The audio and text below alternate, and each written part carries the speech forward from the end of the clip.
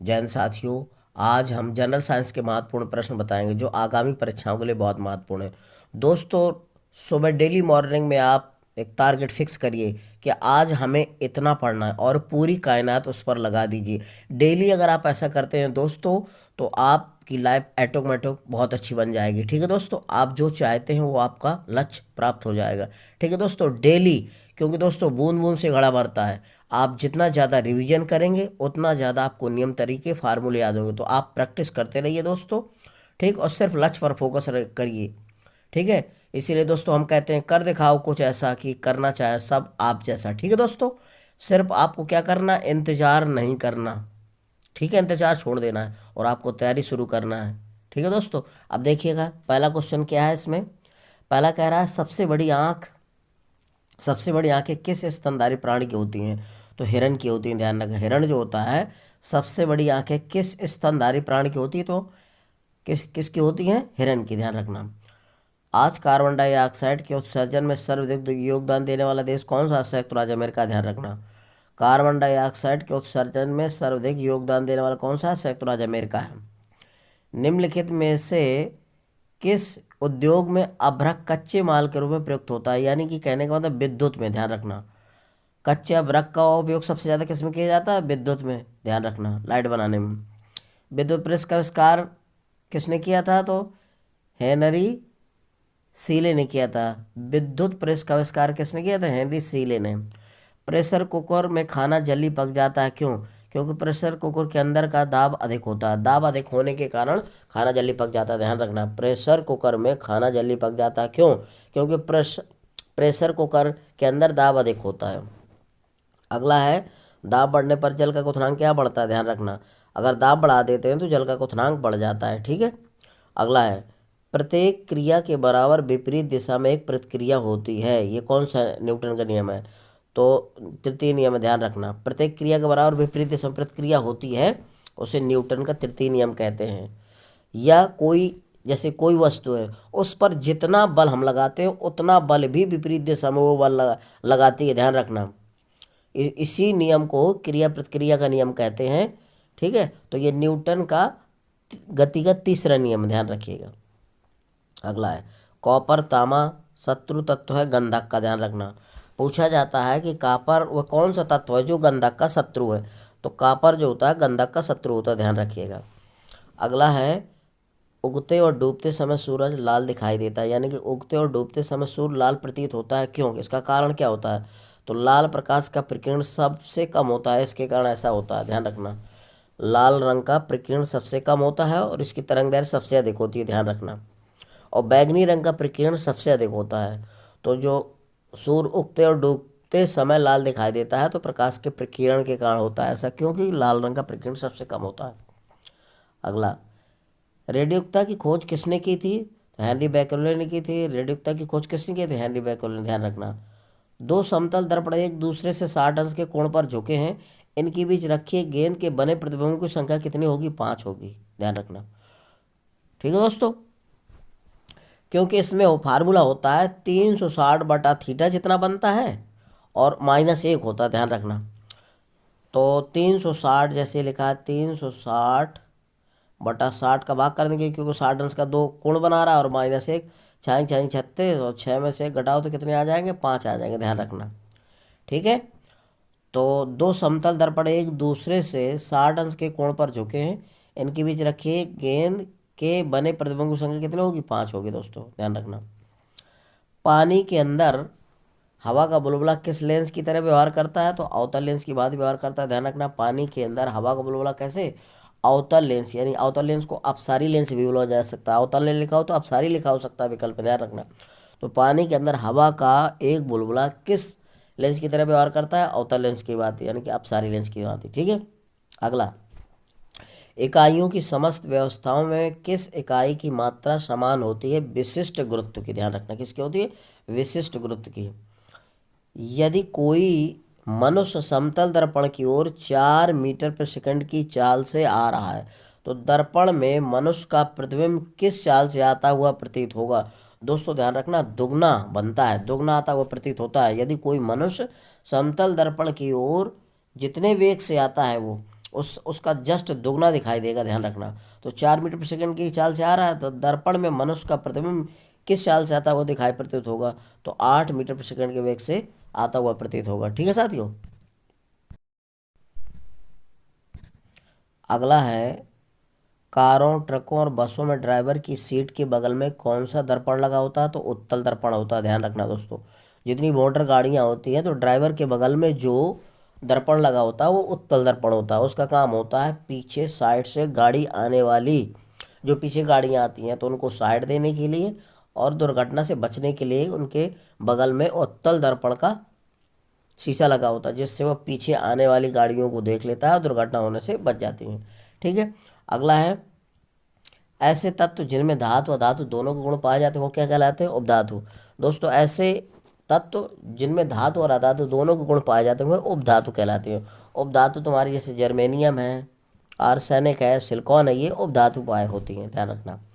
अगला है, वनस्पति विज्ञान के जनक कौन है, थ्रियोफेटस है। तो ध्यान रखना, वनस्पति विज्ञान के जनक कौन है, थ्रियोफेटस है। निम्नलिखित में से ध्वनि की चाल सबसे अधिक होती है, तो ध्वनि की चाल सबसे ज़्यादा ठोस में होती है। दोस्तों, ठोस, द्रव, गैस 3 अवस्थाएं होती हैं, तो ध्यान रखना ध्वनि की चाल सबसे अधिक किस में होती है, ठोस में होती है।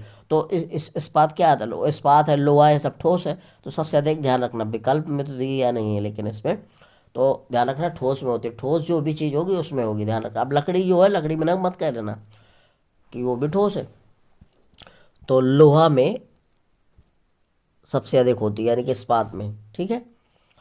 अगला है, एक व्यक्ति घूमते हुए स्टूल पर बाएं हाथ फैलाए खड़ा है, एकाएक वह बाएं हाथ सिकोड़ लेता तो स्टूल का कोणीय वेग बढ़ जाता है। ध्यान रखना, उसका कोणीय वेग क्या होगा, बढ़ जाएगा। जैसे कोई व्यक्ति है, स्टूल घूम रहा है, उस पर खड़ा है, हाथ फैलाए हुए, बाएं हाथ खड़ा किए हैं, और बाएं हाथ एकाएक अपने सिकोड़ लेता है, तो स्टूल का जो कोणीय वेग होगा क्या होता है, बढ़ जाता है। ध्यान रखिएगा। चंद्रमा पर एक बम विस्फोट होता है, इसकी आवाज़ पृथ्वी पर सुनाई देगी, नहीं सुनाई देगी। क्यों? क्योंकि चंद्रमा पर वायुमंडल नहीं है दोस्तों, इसलिए वो सुनाई नहीं देगी। जहाँ वायुमंडल नहीं है तो वहाँ कोई सुनाई नहीं देगी, क्योंकि ध्वनि की आवाज़ के लिए माध्यम चाहिए। ठीक है। तो चंद्रमा पर एक बम विस्फोट होता है, इसकी आवाज़ पृथ्वी पर सुनाई देगी, नहीं सुनाई देगी। ध्यान रखना। चंद्रमा पर वायुमंडल न होने का कारण क्या है, पलायन वेग होता है, मेन होता है। ध्यान रखना, पलायन वेग ना, ऐसा होता है। पलायन वेग अगर पूछा जाता है चंद्र पर वायुमंडल होने का कारण क्या है, वहाँ पर पलायन वेग नहीं है, क्योंकि पलायन वेग कार्य नहीं करेगा तब वायुमंडल नहीं होगा, वो सॉरी, हाँ, वायुमंडल। अगला है, यदि किसी सरल लोलक की लंबाई 4% बढ़ा दी जाती है तो आवर्तकाल 2% बढ़ जाएगा। ध्यान रखना, यदि किसी लोलक की लंबाई 4% बढ़ा दी जाए तो उसका आवर्तकाल क्या होगा, 2% बढ़ जाएगा। ध्यान रखिए दोस्तों, ये टी बराबर होता है 2π√L/G। ठीक है। अब ध्यान रखिएगा, जब ये लंबाई बढ़ाई जाएगी तो ये आवर्तकाल बढ़ेगा कि नहीं बढ़ेगा। मान लो थोड़ी देर के लिए लंबाई आपकी पहले 2 है और गुरुत्वीय त्वरण मान लो 1 है, तो जितना आ जाएगा इतना आ जाएगा। फिर जब और बढ़ा देंगे, जैसे 4 कर दिए, 4 का वर्गमूल 2 दूनी 4 ही हो गया, तो 2 दूनी 4 हो गया पहले यहाँ, तो आवर्तकाल ध्यान रखना बढ़ जाता है। कितना, जब 4% बढ़ाई जाएगी तो उसका आवर्तकाल 2% बढ़ जाएगा। ठीक है। अगला है, एक लड़की झूला झूल रही है, उसके पास एक अन्य लड़की अगर बैठ जाती है तो झूले का आवर्तकाल क्या होगा, अपरिवर्तित रहेगा, क्योंकि द्रव्यमान आवर्तकाल जो लोलक का द्रव्यमान होता है, आवर्तकाल गोले के द्रव्यमान पर निर्भर नहीं करता, द्रव्यमान पर निर्भर नहीं करता। देखिए, एक लड़की झूला झूल रही है, उसके पास एक अन्य दूसरी लड़की अगर बैठ गई तो झूले का आवर्तकाल पर क्या प्रभाव पड़ेगा, अपरिवर्तित रहेगा, कोई प्रभाव नहीं पड़ेगा, जितना उतना रहेगा। क्यों? क्योंकि आवर्तकाल गोले के द्रव्यमान पर निर्भर नहीं करता, क्योंकि द्रव्यमान का तो बाहर से होता है। ठीक है। अगला, हम रेडियो की घुंडी घुमाकर विभिन्न स्टेशनों के प्रोग्राम सुनते हैं, यह संभव है अनुनाद के कारण, अनुनाद के कारण ही हम सुन पाते हैं। ठीक है। ध्यान रखिएगा। वेंचुरीमीटर से क्या ज्ञात करते हैं, तो जल के प्रवाह की गति की नापते हैं, दर नापते हैं, मतलब जल के प्रवाह की दर नापते हैं। वेंचुरीमीटर से क्या मापते हैं, जल के प्रवाह की दर। अगला है, चौराहों पर पानी के फुहारे में गेंद नाचती रहती, क्यों? दोस्तों, चौराहे होते हैं जो शहरों, बड़े बड़े शहरों में, वहाँ पर क्या होता है, फुहारे लगे रहते हैं, तो उसमें गेंद नाचती रहती है, उनके साथ आती है, फिर नीचे फिर ऊपर। उसका कारण क्या है? उसका कारण है दोस्तों, पानी का वेग अधिक होने से दाब घट जाता है। पानी का वेग अधिक होता है, दाब घट जाता है, जिसके कारण वो क्या होती है, नाचती रहती है। तो पानी का वेग अधिक होने के कारण दाब घट जाता है, जिससे वो गेंद पानी के फुहारों के साथ नाचती रहती है। अगला है, यदि द्रव्यमान परिवर्तित हुए बिना पृथ्वी अपनी वर्तमान त्रिज्या के शुक्र आधी रह जाए तो दिन होगा 12 घंटे का होगा। ठीक है, यदि द्रव्यमान परिवर्तित हुए बिना, यानी कि द्रव्यमान परिवर्तित हुए बिना बदले, जितना उतना रहे, तो पृथ्वी अपनी वर्तमान त्रिज्या के शुक्र आधी रह जाती है तो दिन कितना होगा, 12 घंटे का होगा। ठीक है साथियों, इसको तो ध्यान रखिएगा। अगला है, यदि किसी पिंड को पृथ्वी से 11.2 किलोमीटर प्रति सेकंड के वेग से फेंक दिया जाए तो वस्तु पृथ्वी पर कभी वापस लौट के नहीं आती। तो पलायन वेग होता है ये 11.2 किलोमीटर प्रति सेकंड के वेग से किसी वस्तु को अगर फेंक दिया जाए तो पृथ्वी पर कभी वापस नहीं आती लौट कर। क्यों? बहुत ज़्यादा पलायन वेग होता है, ध्यान रखना। इसको पलायन वेग का मान होता है 11.2 किलोमीटर प्रति सेकंड, ध्यान रखना। तो पलायन वेग क्या होता है, जब किसी वस्तु को इतने वेग से ऊपर फेंक दिया जाता है तो वो पृथ्वी पर कभी वापस लौट कर नहीं आती, वही पलायन वेग होता है। अगला, उपग्रह में समय ज्ञात करने के लिए अंतरिक्ष यात्री को क्या प्रयोग करना चाहिए, स्प्रिंग घड़ी, ध्यान रखना। उपग्रह में समय ज्ञात करने के लिए अंतरिक्ष यात्री को क्या प्रयोग करना चाहिए, स्प्रिंग घड़ी, ध्यान रखना। तो जो अंतरिक्ष यात्री होते हैं, अंतरिक्ष में जाते हैं तो वहाँ समय ज्ञात करने के लिए स्प्रिंग घड़ी ले जाते हैं। ठीक है। अगला, यदि पृथ्वी की त्रिज्या 1% कम हो जाए किंतु द्रव्यमान वही रहे तो पृथ्वी तल पर गुरुत्वाकर्षण क्या होगा, 2% घट जाता है, ध्यान रखना। यदि पृथ्वी की त्रिज्या 1% कम हो जाए किंतु द्रव्यमान वही रहे तो पृथ्वी तल पर गुरुत्वाकर्षण कितना होगा, 2% घट जाएगा। दाब का मात्रक पास्कल होता है, ध्यान रखना।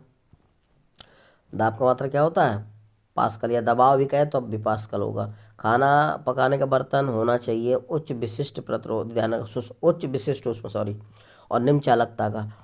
जो खाना पकाने वाला बर्तन होता है उसकी विशिष्ट ऊष्मा होनी चाहिए, यानी उच्च विशिष्ट ऊष्मा और निम्न चालकता होनी चाहिए। यानी कि जो खाना पकाने वाले बर्तन बनाए जाते हैं वो उच्च विशिष्ट ऊष्मा के बनाए जाते हैं और निम्न चालकता के बनाए जाते हैं, ध्यान रखना। झरने में जब जल ऊंचाई से गिरता है तो ताप क्या होता है, बढ़ जाता है, ध्यान रखना। झरने में ऊंचाई से जब जल गिरता है तो उसका ताप बढ़ जाता है, ध्यान रखना। अगला, केल्विन तापमापी में बर्फ का गलनांक कितना होता है, 0 केल्विन होता है। केल्विन तापमापी में बर्फ का गलनांक कितना होता है, 0 केल्विन। बॉटनी शब्द की उत्पत्ति किस भाषा के शब्द से हुई है, तो ग्रीक शब्द से हुई है। बॉटनी शब्द की उत्पत्ति किस भाषा के शब्द से हुई है, तो ग्रीक से। क्यूरी किसकी इकाई है, तो रेडियो धर्मता की इकाई की मात्रा क्या होता है, क्यूरी। रेडियो धर्मता की इकाई का मात्रा क्या होता है, क्यूरी। अगला है, किस रंग की तरंग दैर्घ्य सबसे कम होती है, तो बैगनी रंग की तरंग दैर्घ्य सबसे कम होती है, लाल रंग की तरंग दैर्घ्य सबसे अधिक होती है, ध्यान रखना। बैगनी रंग की तरंग दैर्घ्य सबसे कम, लाल रंग की तरंग दैर्घ्य सबसे अधिक होती है, और बैगनी रंग का प्रकीर्णन सबसे अधिक होता है और लाल रंग का प्रकीर्णन कम होता है। अगला, कमरे में रखे फ्रिज का दरवाज़ा खोल दिया जाए तो कमरे का ताप क्या होता है, बढ़ जाता है।